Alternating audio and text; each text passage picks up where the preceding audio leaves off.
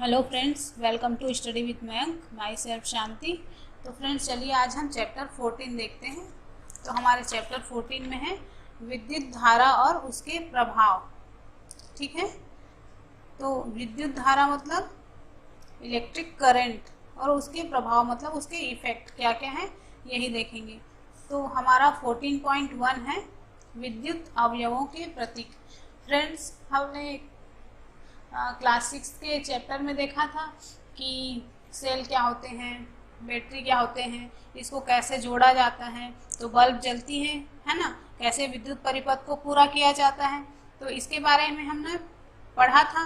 तो चलिए इसके आगे की देखते हैं।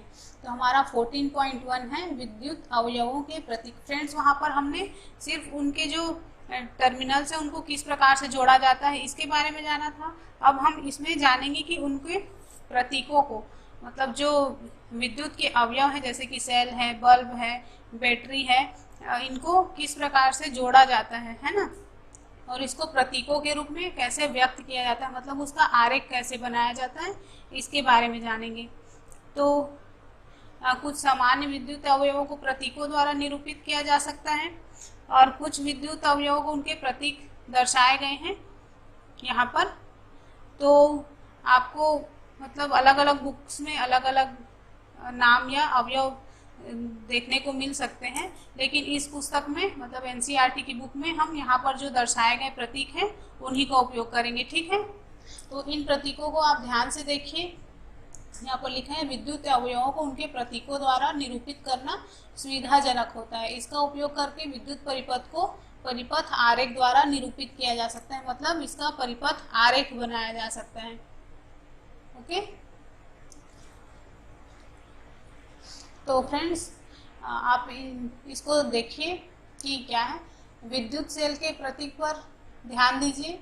ये जो विद्युत सेल है इसका प्रतीक क्या होता है, तो इसमें एक लंबी रेखा और एक दूसरी छोटी रेखा होती है ना। एक लंबी होती है और एक छोटी होती है, परंतु थोड़ी मोटी होती है और समानांतर होते हैं। तो आपको याद है कि विद्युत सेल में एक धन टर्मिनल और एक ऋण टर्मिनल होता था, है ना। तो विद्युत सेल के प्रतीक में लंबी रेखा धन टर्मिनल को और छोटी रेखा ऋण टर्मिनल को निरूपित करती है। ओके, जैसे हम आगे देखेंगे। तो मैंने क्या बताया कि लंबी रेखा किसको डिनोट करती है, धन टर्मिनल और ऋण टर्मिनल होते हैं इसमें। तो लंबी रेखा धन टर्मिनल को और छोटी रेखा ऋण टर्मिनल को निरूपित करती है।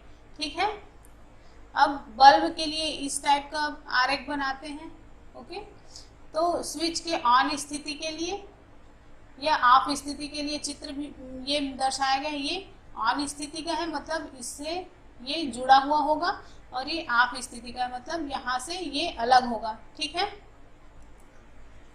तो इस तरह से जो विद्युत परिपथ है उसके विभिन्न अवयवों को संयोजित करने में उपयोग होने वाले जो संयोजक तार हैं, मतलब ये जो आप देख रहे हो ये संयोजक तार हैं, इनको रेखाओं द्वारा निरूपित किया जाता है। इसको इस तरह से रेखा द्वारा निरूपित किया जाता है। अब हम देखेंगे कि बैटरी को कैसे दर्शाया जाता है। तो क्या आप जानते हैं कि बैटरी क्या होती है, और बैटरी के प्रतीक को ध्यान से देखिए। आप ये जो देख रहे हो यही बैटरी, मतलब यहाँ पर दो सेल जुड़े हुए हैं और ये बैटरी का प्रतीक है। ओके, तो क्या आप बता सकते हैं कि बैटरी क्या हो सकती है। तो फ्रेंड्स, हम कुछ मतलब हमको कुछ ज़रूरत पड़ती है जब कुछ क्रियाकलाप करना होता है, तो एक से अधिक सेलों की आवश्यकता हो सकती है ना, और हम दो या दो से अधिक सेलों का एक साथ उपयोग करते हैं। तो ध्यान दीजिए कि एक सेल का धन टर्मिनल दूसरे सेल के ऋण टर्मिनल से संयोजित किया जाता है। ओके, तो ये देख रहे हो दो सेल है, तो इसका जो धन टर्मिनल है वो ऋण टर्मिनल से संयोजित किया जाता है। जो दो या दो से अधिक सेल इस प्रकार से संयोजन को बैटरी कहते हैं। या फिर फ्रेंड्स, या तो दो सेलों की बैटरी यूज करेंगे या फिर दो से अधिक सेलों की। यहाँ पर देख रहे हो आप 1, 2, 3 और 4। तो इसके धन टर्मिनल को ऋण टर्मिनल से जोड़ा जाता है और इस तरह से बैटरी बनाया जाता है। ठीक है, आप देख रहे हो ये विद्युत परिपथ का चित्र है। ये सेल है और ये स्विच है और ये एक बल्ब है, और ये क्या है, तो ये संयोजित तार है, ठीक है। तो इसको, ये जो विद्युत परिपथ है, इसको आरेख के रूप में कैसे व्यक्त करेंगे? तो यहाँ पर ये बल्ब का प्रतीक है, ये किसका प्रतीक है? ये बैटरी का प्रतीक है, ओके। और ये जो है ये स्विच का प्रतीक है, ठीक है। तो दर्शाए गए विद्युत परिपथ का आरेख यही है। तो फ्रेंड्स, टार्च, ट्रांजिस्टर, रेडियो, खिलौने और टीवी के रिमोट कंट्रोल जो होते हैं, ऐसी कई युक्तियां हैं जिनमें बैटरी की उपयोग की जाती है। इनमें से कुछ युक्तियों में विद्युत सेल को जैसे चित्र में दिखाया गया है उसी तरह से दर्शाया जाता है ना। एक के बाद एक दूसरे को नहीं रखा जाता। कभी कभी सेल को क्या किया जाता है, एक दूसरे से सटाकर रख दिया जाता है। तो फिर सेलों को, टर्मिनलों को किस प्रकार संयोजित करते हैं? तो किसी भी युक्ति की बैटरी वाले खाने को ध्यान से देखिए। देख रहे हो आप?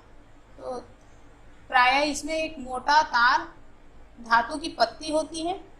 यहाँ पर एक धातु की पत्ती होती है ना। इसमें तो सही से दिख नहीं रहा है, पिछले चैप्टर में हमने पढ़ा था, तो उसमें हम सेल का मैंने चित्र बहुत सारा बनाया था, तो उससे हमने ज़्यादा बेहतर तरीके से समझा था। तो जो एक सेल के धर टर्मिनल को दूसरे सेल के ऋण टर्मिनल से जोड़ती है। तो बैटरी के खानों में सेलों को सही ढंग से रखने के उद्देश्य से और हमारी सहायता के लिए प्राय इन पर धन और ऋण चिन्ह अंकित होते हैं, है ना, ताकि हम उसको सही तरह से जोड़ सकें। ठीक है फ्रेंड्स, आपने ट्रक की बैटरी देखी है? देखी है, जरूर देखी होगी। तो क्या आप बता सकते हैं कि वो किस तरह से बनी होती है? क्या उसमें भी सेल लगे होते हैं? तो यहाँ पर एक और परिपथ सर्किट बनाया गया है, आप देख रहे हो। ये पीछे जो सर्किट है ये बंद परिपथ है, मतलब इसमें सर्किट जो है पूरी तरह से बंद है ना। और तभी यहाँ पर बल्ब जल रही है।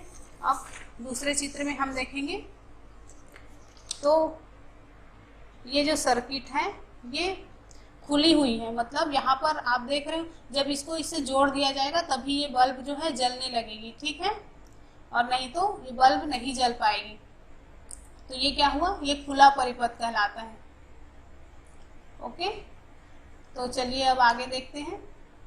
तो फ्रेंड्स, ये जो बल्ब है उसमें एक पतला तार होता है जिसे तंतु या फिलामेंट कहते हैं, है ना। और ये तभी जलती है जब इससे विद्युत धारा प्रवाहित होती है। यदि बल्ब का तंतु टूट जाता है तो क्या हो जाता है? वो फ्यूज कहलाता है ना। तो फ्रेंड्स, ये जो कुंजी या स्विच को परिपथ में कहीं पर भी लगाया जा सकता है। ये जो स्विच है इसको कहीं पर भी लगा सकते हैं आप, यहाँ पर भी लगा सकते हैं या कहीं पर भी लगा सकते हैं। जब स्विच ऑन की स्थिति में होता है तो बैटरी के धन टर्मिनल से बैटरी के ऋण टर्मिनल तक विद्युत परिपथ पूरा हो जाता है। परिपथ को तब बंद परिपथ कहा जाता है, ठीक है। और सारे परिपथ में तुरंत विद्युत धारा प्रवाहित होने लगती है, मतलब जैसे ही इसको यहाँ से टच करवा देंगे तो पूरे परिपथ को बंद परिपथ कहेंगे और विद्युत धारा प्रवाहित होने लगेगी, है ना। तो और जब स्विच ऑफ की स्थिति होती है तो परिपथ अधूरा होता है। अब इसे खुला परिपथ कहते हैं। इस स्थिति में परिपथ के किसी भी भाग में कोई विद्युत धारा प्रवाहित नहीं होगी, मतलब यहाँ से ये मतलब संपर्क कट चुका है, ये यहाँ से अलग हो चुका है, तो ये खुला परिपथ कहलाएगा, ठीक है। और विद्युत धारा प्रवाहित नहीं होगी, ठीक है। तो फ्रेंड्स, यदि जो बल्ब के तंतु है वो टूट जाते हैं तो भी बल्ब परिपथ जो है वो टूट जाता है, पूरा नहीं हो पाता और बल्ब नहीं जल पाती। फ्रेंड्स, आपने कभी देखा है कि जो बल्ब जलते हैं वो गर्म हो जाते हैं? तो गर्म क्यों होते हैं? तो चलिए उसके बारे में आगे पढ़ते हैं। तो हमारा 14.2 है विद्युत धारा का तापीय प्रभाव, ओके। तो फ्रेंड्स, जब किसी तार से कोई विद्युत धारा प्रवाहित होती है तो वह तप्त हो जाती है, इसे विद्युत धारा का तापीय प्रभाव कहते हैं। मतलब जब किसी तार से विद्युत धारा प्रवाहित होगी, है ना, तो वो गर्म हो जाती, तप्त हो जाती मतलब गर्म हो जाती है, और इसी विद्युत धारा का तापीय प्रभाव कहते हैं। फ्रेंड्स, यहाँ पर एक सर्किट है, तो ये एक बोर्ड है, इसमें 2 कीलें लगी हुई हैं और इसमें एक नाइक्रोम का तार लगा हुआ है और ये एक परिपथ है। यहाँ पर बैटरी है और ये स्विच है। तो फ्रेंड्स, यहाँ पर आप देख रहे हो स्विच जो है ऑफ की स्थिति में। जब इसको स्विच को ऑन करते हैं तो ये परिपथ जो है पूरा हो जाता है और इसमें विद्युत धारा प्रवाहित होने लगती है और यहाँ से इस तार के माध्यम से जो विद्युत धारा है वो प्रवाहित होने लगेगी और ये जो नाइक्रोम का तार लगा हुआ है वो गर्म हो जाएगा, है ना। हम इसको अगर टच करके देखते हैं तो ये गर्म हो जाती है, तो यही क्या कहलाएगा, विद्युत धारा का तापीय प्रभाव कहलाएगा। ओके, आपने घर में खाना बनाने वाला हीटर देखा है, खाना बनाने वाला हीटर या जो रूम हीटर होते हैं उनमें ये विद्युत तापीय प्रभाव के कारण ही वो जलने लगते हैं। ठीक है, इन उपकरणों में तारों की कुंडली होती है जिसे विद्युत तापन अवयव या एलिमेंट कहते हैं। फ्रेंड्स, अब देखते हैं कि ये एलिमेंट क्या होता है। तो आपने जो कमरे को गर्म करने या खाना पकाने वाला जो विद्युत तापक देखा है उसमें तारों की एक कुंडली होती है। कुंडली मतलब इस तरह से ऐसे ऐसे राउंड राउंड राउंड राउंड लिपटे होते हैं, है ना। तो इनमें जो तारों की कुंडली होती है वो उसमें विद्युत तापन या विद्युत अवयव या एलिमेंट कहते हैं। ठीक है, तो अब आपने ये ध्यान दिया होगा कि जब किसी विद्युत उपकरण में मेंस से संयोजित करके स्विच को ऑन की स्थिति में रखते हैं तो इनके जो अवयव हैं वो लाल मतलब रक्त तप्त होकर ऊष्मा देने लगते हैं। जैसे कि ये हीटर है, इसमें विद्युत धारा प्रवाहित की जाएगी तो ये इसका जो एलिमेंट है मतलब जो तार है वो रक्त तप्त हो जाएगी, बिल्कुल लाल कलर में दिखने लगती है और उसमें से ऊष्मा प्रवाहित होने लगती है ना।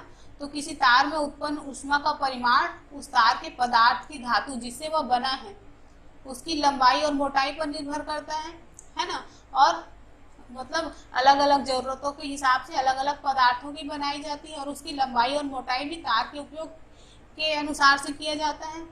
तो विद्युत परिपथ को जोड़ने में प्रयोग होने वाले जो तार हैं वो मतलब सामान्यतः गर्म नहीं होते, है ना। और इसके ठीक उल्टे कुछ संधारित्र मतलब कुछ विद्युत अवयव हैं जिनमें अधिक मतलब बहुत अधिक तप्त मतलब गर्म हो जाते हैं और हमें आसानी से दिखाई देने लगते हैं। जैसे कि विद्युत बल्ब, विद्युत बल्ब देखा है आपने, तो इसके तंतु इतने उच्च ताप तक तप्त हो जाते हैं कि दीप्त होने लगते हैं, मतलब प्रकाश देना शुरू कर देते हैं, है ना। ओके, तो फ्रेंड्स, निमंजक, तापक मतलब इमर्शन हीटर, हॉट प्लेट, विद्युत इस्त्री, गीजर, विद्युत केतली, हेयर ड्रायर जैसे विद्युत साधित्रों में अवयव के ऊपर आवरण होता है। ठीक है, विद्युत परिपथों को जोड़ने वाले तार संयोजी तार सामान्यतः गर्म नहीं होते। विद्युत बल्ब के तंतु उच्च तप्त होकर प्रकाश देते हैं, जैसे कि मैंने बताया।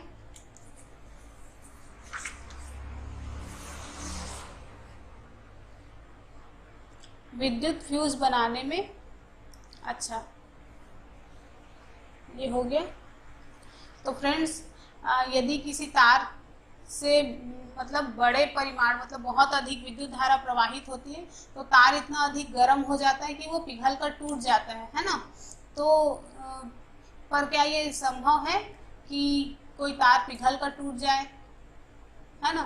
तो फ्रेंड्स, जो विद्युत बल्ब है जिसका उपयोग प्रकाश के लिए किया जाता है और जो हमें ऊष्मा भी देते हैं, मतलब जब बिजली या बल्ब को हम जलाते हैं तो वो काफ़ी गर्म हो जाती है जो कि सही नहीं है ना।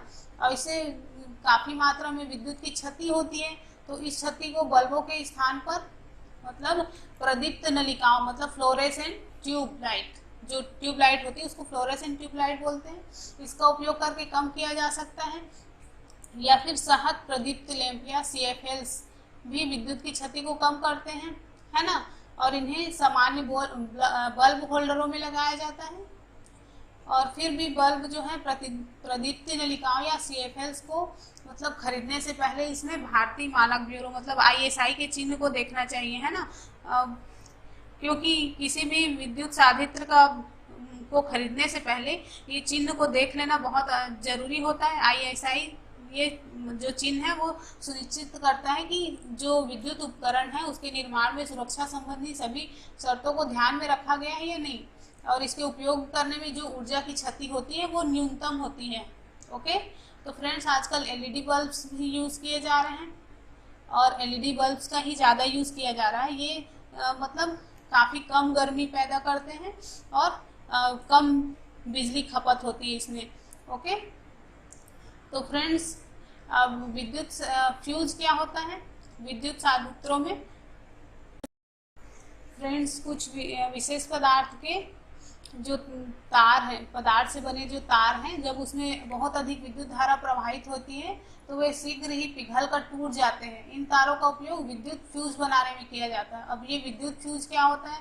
तो जो भवन या मकान है तो उसमें उसके जो विद्युत परिपथ है उसमें फ्यूज लगाए जाते हैं, और जो विद्युत परिपथ है उसमें से धारा प्रवाहित की जा सकने वाली विद्युत धारा की कोई अधिकतम सीमा हो जाती है। मतलब जब उसमें बहुत अधिक विद्युत धारा प्रवाहित होने लगती है तो उसमें सुरक्षा, मतलब उसको सुरक्षा की दृष्टि से लगाया जाता है ना।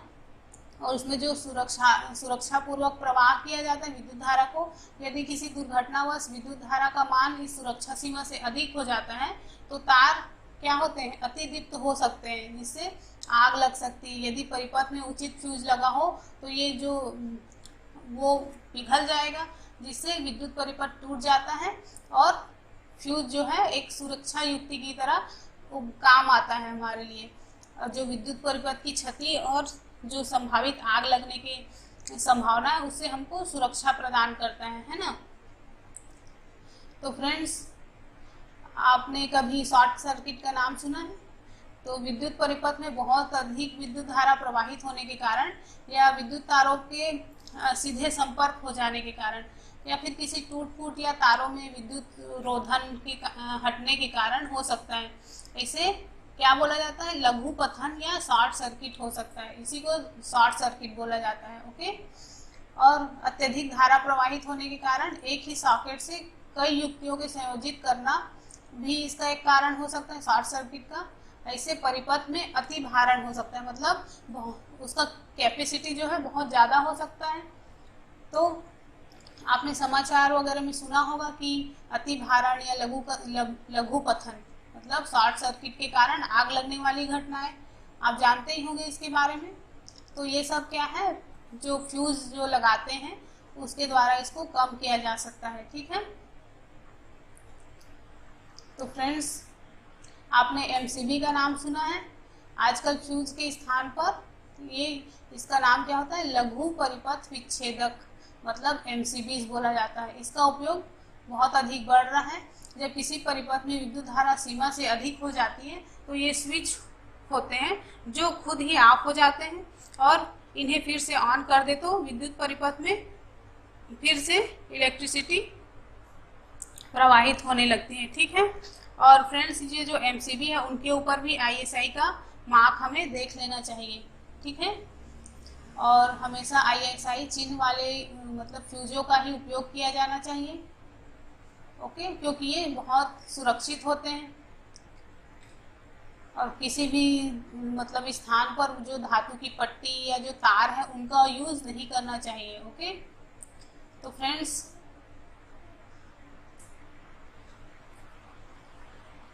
जब किसी तार से विद्युत धारा प्रवाहित होती है तो वह चुंबक की भांति व्यवहार करता है। इसे विद्युत धारा या का चुंबकीय प्रभाव कहते हैं।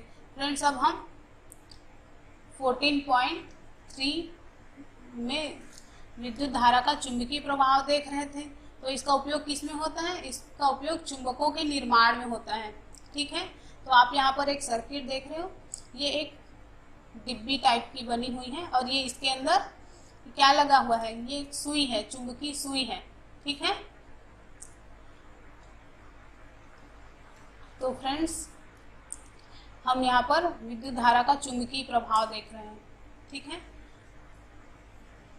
तो इसका यूज चुंबक के निर्माण में किया जाता है। तो ये एक सर्किट है, यहाँ पर एक बल्ब लगा हुआ है, ये स्विच है और ये बैटरी है, और यहाँ पर एक तार लिपटी हुई है, और ये जो है एक चुंबकीय सुई है। ठीक है। तो हम जानेंगे कि ये चुंबकीय सुई मतलब चुंबक के प्रभाव में किस तरह से कार्य करती है। ठीक है।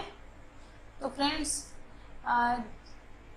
यहाँ पर हम जब इसमें विद्युत धारा प्रवाहित करेंगे तो जिस दिशा की ओर चुंबकीय सुई जो है संकेत करती है उसे नोट कर लेंगे। ओके।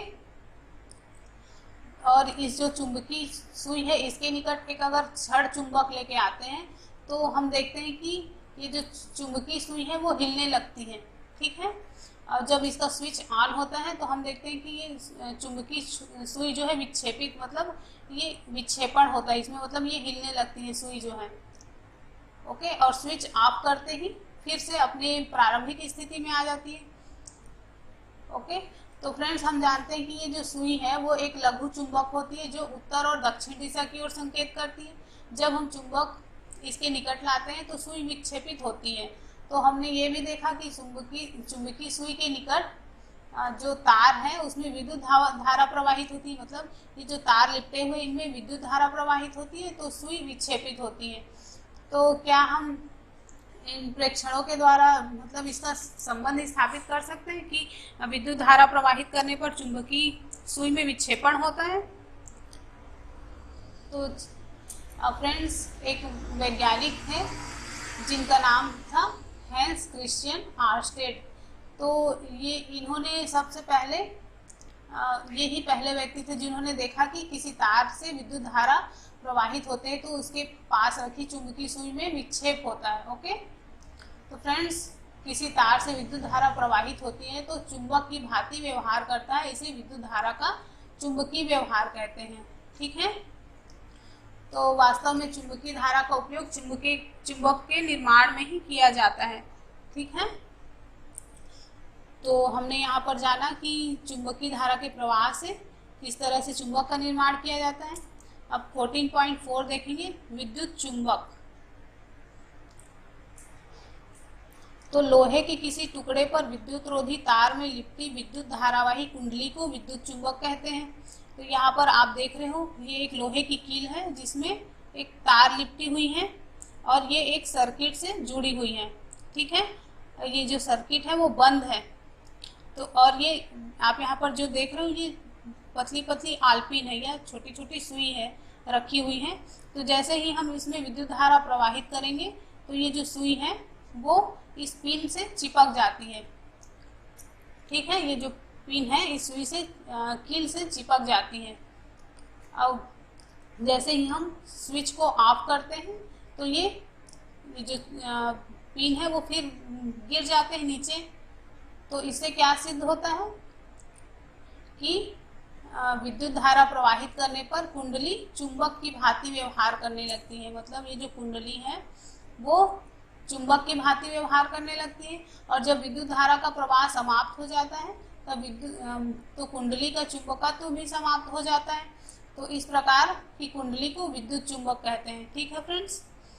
इस प्रकार की कुंडली को विद्युत चुंबक कहते हैं। विद्युत चुंबकों को अधिक प्रबल बनाया जा सकता है, ये अत्यधिक भारी बोझ भी उठा सकती हैं। जैसे कि हमने क्लास 6 के लास्ट चैप्टर में 13 में देखा था कि क्रेन किस प्रकार से कचरों को उठाती है, मतलब लोहे के सामानों को किस प्रकार से उठाती है, सॉरी कचरा बोल गई मैं।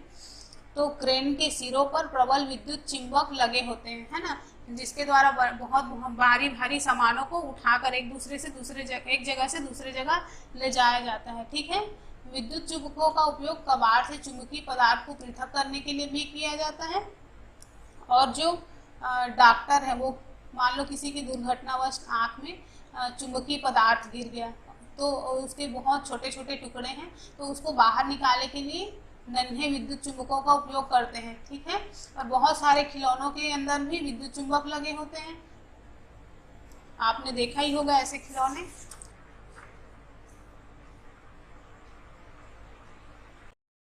फ्रेंड्स, हमारा 14.5 है विद्युत घंटी। अब हम विद्युत घंटी के बारे में जानेंगे। ये आप देख रहे हो चित्र, विद्युत घंटी का चित्र होता है जो हमारे जिसको डोरबेल भी बोला जाता है। तो ये विद्युत घंटी का मॉडल है और उसका परिपथ है। तो फ्रेंड्स, आप सभी जानते हो कि विद्युत घंटी क्या होती है। इसमें एक विद्युत चुंबक होता है। तो चलिए देखते हैं कि विद्युत घंटी कार्य कैसे करती है। तो इसमें एक विद्युत घंटी का एक विद्युत परिपथ दर्शाया गया है। इसमें एक लोहे के टुकड़े पर तांबे के तार की कुंडली लिपटी होती है। जो आप देख रहे हो लोहे के तार है, इसमें कुंडली लिपटी हुई है जिसके एक सिरे से हथौड़ा जुड़ा हुआ है। इसके एक सिरे से ये हथौड़ा जुड़ा हुआ है और लोहे की पत्ती के समीप संपर्क पेच होता है। जो आप देख रहे हो ये संपर्क पेच है। ठीक है, काफ़ी छोटा डायग्राम बना दिया मैंने, बड़ा बना होता तो ज़्यादा अच्छे से समझ में आता। जब ये लोहे की पत्ती इस पेच के संपर्क में आती है तब क्या होता है, विद्युत परिपथ पूरा हो जाता है, मतलब ये सर्किट जो है वो पूरा हो जाता है और कुंडली से विद्युत धारा प्रवाहित होती है, जिससे विद्युत चुंबक बन जाता है। और यह लोहे की पत्ती जो है क्या करती है, ये जो लोहे की पत्ती है इसको अपनी ओर खींचती है। ओके, इस प्रक्रिया में पत्ती के सिरे से जुड़ा हथौड़ा घंटी से टकराता है और ध्वनि उत्पन्न होती है। ठीक है, परंतु जब विद्युत चुंबक लोहे की पत्ती को अपनी ओर खींचता है, मतलब अपनी ओर खींचता है, तो परिपथ को भी तोड़ देता है। इससे कुंडली से विद्युत धारा प्रवाह समाप्त हो जाता है। ओके, और जब ये कुंडली विद्युत चुंबक नहीं होती तब लोहे की पत्ती को भी अपनी ओर नहीं खींचती। लोहे की पत्ती अपनी मूल स्थिति में आकर पुनः संपर्क पेच से स्पर्श करती हैं। इस परिपथ में के फिर से पूरा हो जाने पर कुंडली से फिर से विद्युत धारा प्रवाहित होती है और हथौड़ा पुनः घंटी से टक्कर मारती है। यह प्रक्रिया बहुत तीव्र गति से होती है और बार बार दोहराई जाती है। हर बार जो परिपथ जो है पूरा होने पर हथौड़े से घंटी टकराती है और इस प्रकार विद्युत घंटी बजती है। ठीक है फ्रेंड्स, अब हम देखेंगे नेक्स्ट पॉइंट है थॉमस अल्वा एडिसन। इन्होंने क्या आविष्कार किया था, इन्होंने विद्युत बल्ब, ग्रामोफोन, चलचित्र कैमरा, कार्बन प्रेषक सहित लगभग 1300 आविष्कार किए। आप जानते हो कि थॉमस अल्वा एडिसन कौन है, सभी ने इनके बारे में पढ़ा ही होगा।